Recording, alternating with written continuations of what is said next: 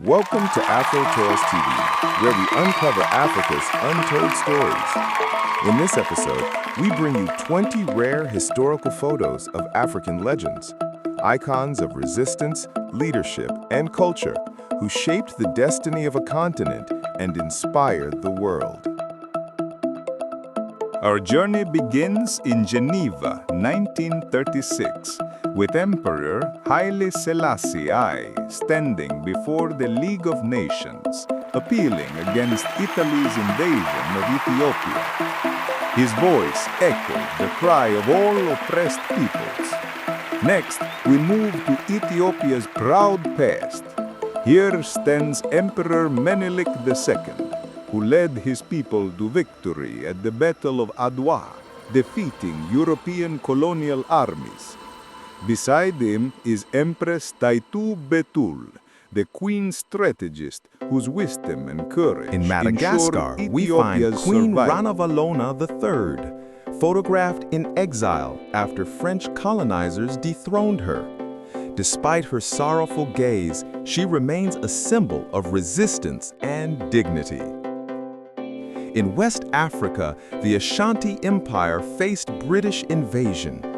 Asantehene Prempeh I was arrested in 1896, yet his legacy as a defiant king endures. In Kenya, 1956, the Mau Mau leader Dedan Kimathi is captured, but his spirit of rebellion still breathes in every Kenyan who values freedom.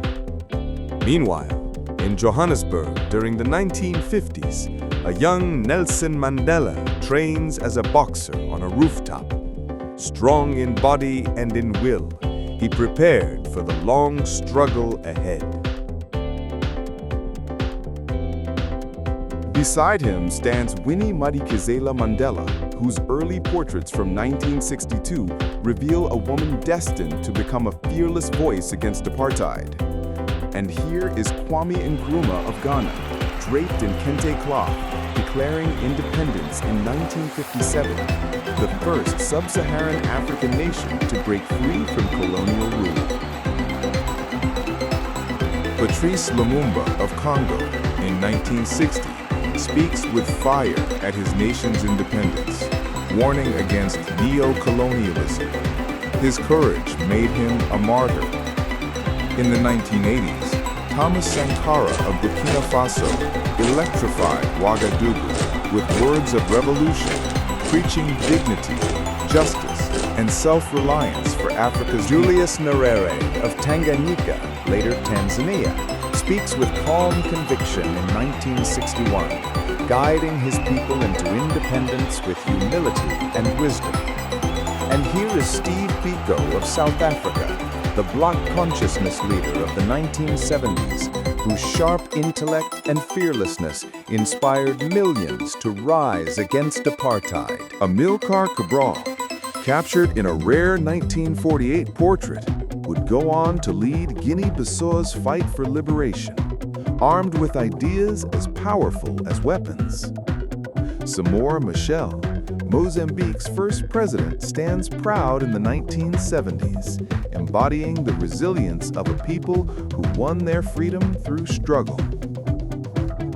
And here, Fela Kuti in 1970, the father of Afrobeat, wielding his saxophone as a weapon of truth, challenging injustice through rhythm and rebellion. Further south, we find Hendrik Witbooi of Namibia, photographed in the 1890s, his beard and stern gaze reflecting the defiance of Funmilayo Ransom Kuti in 1960, a bold activist who championed women's rights and democracy. In 1969, Miriam Makeba, Mama Africa, gazes into the distance. Her voice carried African pride and pain across the world through her music. Finally, we arrive in Nyasaland in 1914. John Chilembwe dares to wear a hat in open defiance of colonial law, standing tall as a symbol of African dignity. These photographs are more than images. They are windows into courage, sacrifice, and Thank you for watching They remind AfroTales us that history lives Which not legend only in inspired books, you most? but in faces Let us know that in the still comments speak below. today. And don't forget to subscribe for more.